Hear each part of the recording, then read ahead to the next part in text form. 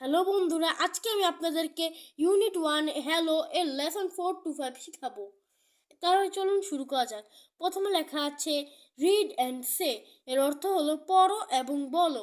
এখানে রিড হচ্ছে verb, and অর্থ এবং, এটি হলো কনজাংশন, সে অর্থ বলো, এটিও হচ্ছে ভার্ব।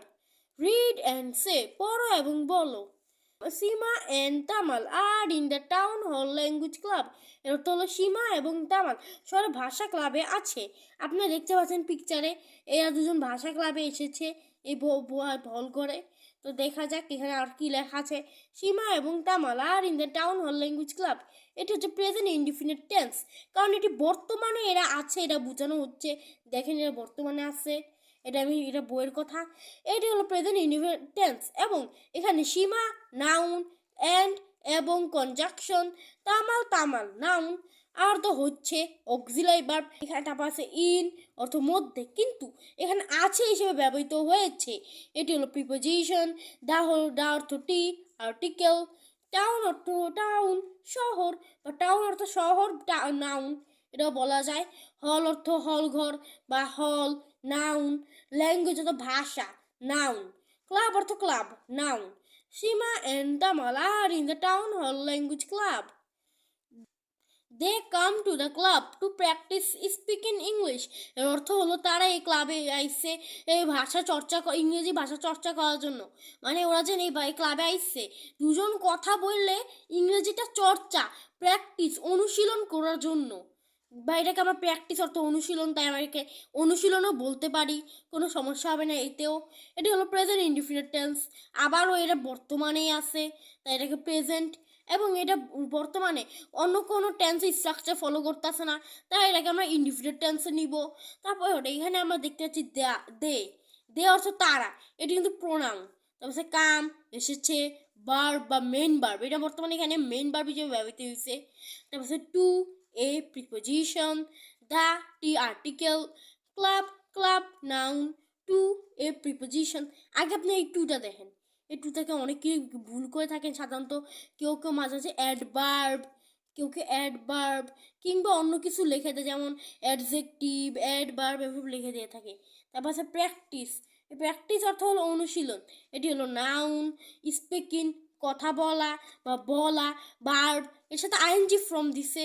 তারপর আছে ইংরেজি নাউন। আপনি যদি দক্ষ করে থাকবেন, এখানে আইএনজি আছে, তারপরও বিষয়টা কিন্তু ভার্বের সাথে আইএনজি থাকার পরেও কীভাবে কন্টিনিউয়াস টেন্স না হয়ে ইনডিফিনিট টেন্স হচ্ছে, তাই এটা আজকে এই ভিডিওতে আমি বলবো না। আপনারা যদি এরা জানতে চান তাহলে আমার আগের ভিডিওটা দেখবেন, ওখানে আমি এইসব বিষয় বলেছি। They listen to CDs and watch DVDs in English। এর অর্থ হলো তারা ইংরেজিতে সিডিএস শুনে এবং ডিভিডিএস দেখে ইংরেজিতে। মানে এরা দুজন আছে না, এর জন্য ইংরেজিতে সিডিএস দেখে এবং ডিভিডিএস শুনে। এখানে আমরা দেখতে পারি দে, এটি হলো তারা, প্রোনাউন। লিসেন এটি হলো শুনে, verb. Two a preposition, serious অর্থ সিডিএসি, নাউন। অ্যান্ড এবং কনজাংশন, ওয়াচ দেখে, ভার্ব। ডিভিডিএস এর অর্থ ডিভিডিএস এবং এটি হলো নাউন। ইন অর্থ মধ্যে, প্রিপোজিশন। ইংলিশ মানে কি ইংরেজি, এটি হলো নাউন। অর অথবা, কনজাংশন। স্পিক বলে, ভার্ব। ইংরেজি নাউন। উইথ সাথে, প্রিপোজিশন। ফ্রেন্ডস অর্থ বন্ধুরা, noun. They listen to CDs and watch DVDs in English. এর অর্থ হলো তারা ইংরেজি সিডিএস শুনে এবং ডিভিডিএস দেখে। এখন আরেকটা আছে এখানে অরের পরে বাকি অনেক কিছু আছে, যেমন স্পিক ইংলিশ উইথ ফ্রেন্ডস। এর অর্থ হলো তারা বন্ধুদের সাথে ইংরেজিতে কথা বলে। এখানে স্পিক ইংলিশ উইথ ফ্রেন্ডস, এটা পুরোটাই বর্তমানে প্রেজেন্ট ইনডিফিনিট টেন্সে আছে, তাই এটাকে দুই খণ্ড করে দুটো টেন্স বলার দরকার নেই। Today there is a new person in the club. অর্থ আজকে একটি নতুন ব্যক্তি সে ক্লাবে এসেছে। মানে এই যে ব্যক্তিটা দেখতে পাচ্ছেন, এই ব্যক্তিটা আজকে এখানে নতুন আসছে, মানে আগে কখনো আসেনি, নতুন করে এসেছে। এটিও হচ্ছে প্রেজেন্ট ইনডিফিনিট টেন্স। এখানে টুডে অর্থ আজকে, এটি হলো অ্যাডভার্ব। দেয়ার এখানে বা সেখানে, এটিও অ্যাডভার্ব। ইজ অর্থ আছে বা ছে, অক্সিলারি ভার্ব, এটি অক্সিলারি ভার্ব। তারপর আছে এ অর্থ একটি, আর্টিকেল, নিউ অর্থ নতুন, অ্যাডজেক্টিভ, পারসন ব্যক্তি, নাউন, ইন অর্থ মধ্যে, প্রিপোজিশন, দ্য টি article, club. Today there is a new person in the club, আজকে একটি নতুন ব্যক্তি সে ক্লাবে এসেছে। He is a young man, এর অর্থ হলো সে একজন তরুণ লোক বা সে একজন জুয়ান লোক। এখানে আপনি চাইলে ইয়াংকে তরুণ হিসেবে ব্যবহৃত করতে পারেন, চাইলে জুয়ান হিসেবে ব্যবহৃত করতে পারেন, মানে এখনো বয়স্ক না, জুয়ান বা তরুণ। এটি হলো প্রেজেন্ট ইনডিফিনিট টেন্স। এখানে হি অর্থ সে, প্রোনাউন ইজ আছে কিন্তু এখানে হয় হিসেবে ব্যবহৃত হয়েছে, এটিও হলো প্রিপোজিশন।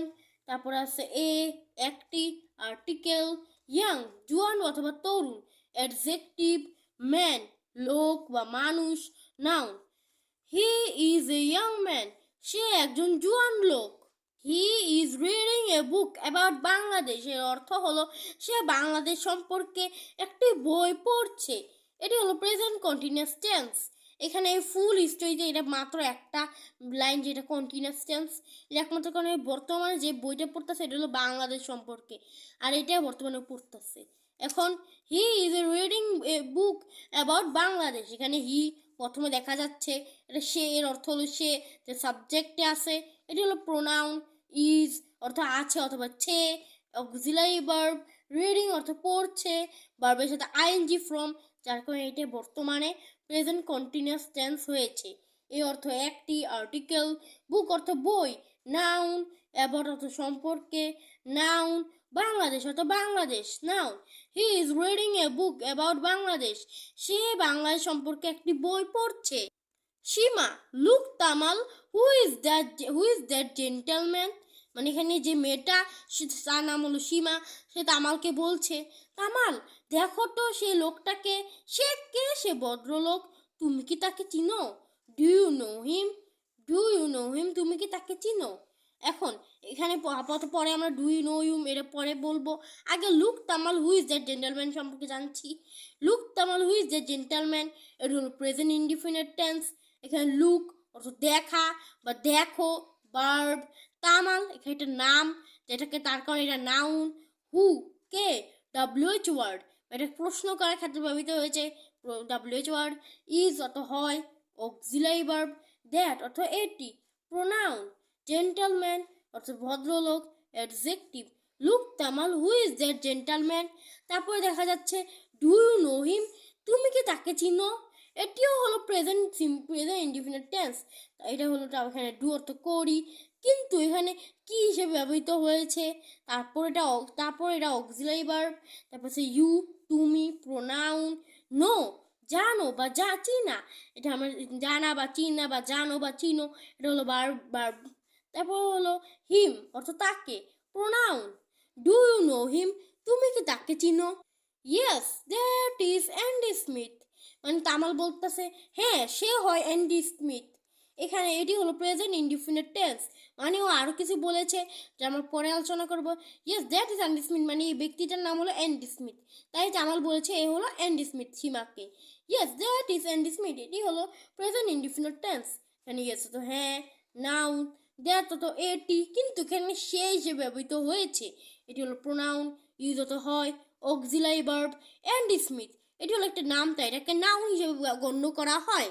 তারপর আমরা যাচ্ছি তো পাওয়া যাচ্ছে he is working with an NGO here, এখানে এর অর্থ হয় সে একজন এনজিওর সাথে এখানে কাজ করছে, মানে যে এই জায়গায়, মানে যে এই বুকশেলফে এনজিও তার সাথে এই ব্যক্তিটা কাজ করছে। He is working with an NGO here, এটা এখানে এটি হল প্রেজেন্ট কন্টিনিউয়াস টেন্স, মানে ব্যক্তিটা বর্তমানে কাজ করছে। তারপর হলো হি, এটি হলো এর অর্থ হলো সে, এটি হলো প্রোনাউন, ইজ তো হয়, অক্সিলারি ভার্ব, ওয়ার্কিং হতো করছে, ভার্বের সাথে আইএনজি ফ্রম, উইথ অর্থ সাথে, প্রিপোজিশন, এন্ড একজন, আর্টিকেল, ও এনজিও এটি এর অর্থ এনজিও হবে, তাই এটা নাউন, হিয়ার অর্থ এখানে, is working with an NGO here.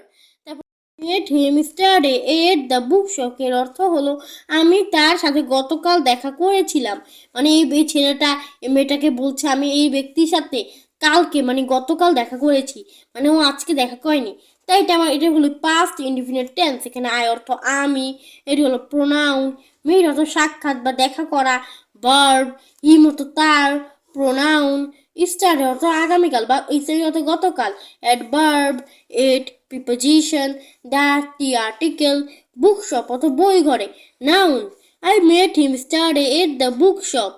এখানে স্টাডি এটি হলো অ্যাডভার্ব, তাই অনেকে এখানে ভুল করে এটাকে নাউন বা অ্যাডজেক্টিভে দিয়ে দেয়, তাই এটাকে বলে রাখে এটা হলো adverb. Maybe we can practise our English with him.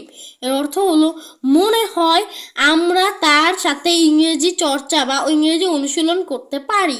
এখানে এটা সীমা বলছে, মানে সীমা বলছে কি আমার মনে হইতেছে ওর সাথে আমরা ইংরেজি চর্চা করতে পারি, মানে আমাদের যে ইংরেজি চর্চা ওরা বন্ধুদের সাথে করে ওটা ওরা এই ব্যক্তির সাথে করতে পারে। এখন এটাই সীমা বলছে মেবি। এখন এটি তাই এটা ফিউচার ইনডিফিনিট টেন্স, মানে এখনও করেনি, করতে পারি মানে পারবে এমন অবস্থা দিচ্ছে। তাই মেবি অর্থ মনে হয়, এটা হলো অ্যাডভার্ব, উই অর্থ আমরা, প্রোনাউন, ক্যান অর্থ পারি, মেইন ভার্ব, প্র্যাকটিস অর্থ অনুশীলন, নাউন, আর অর্থ আমাদের, প্রোনাউন, ইংলিশ অর্থ ইংরেজি, নাউন, উইথ অর্থ সাথে, অ্যাডভার্ব, হিম অর্থ তার, pronoun. Maybe we can practise our English with him. এর অর্থ হলো মনে হয় আমরা আমাদের ইংরেজি তার সাথে অনুশীলন করতে পারি। তারপর বলেছে Tamal, good idea, I will introduce you to him, come with me. Tamal বলেছে ভালো বুদ্ধি, আমি তার সাথে তোমার পরিচয় করে দিচ্ছি বা পরিচয় করব, তা আমার সাথে এসো। মানে এখানে ভালো বুদ্ধি, মানে তামাল বলতেছে এটা সত্যি একটা ভালো বুদ্ধি, ওর সাথে যদি ওর পরিচয় করে দিই তারপর আমরা সবাই ইংরেজি চর্চা করব।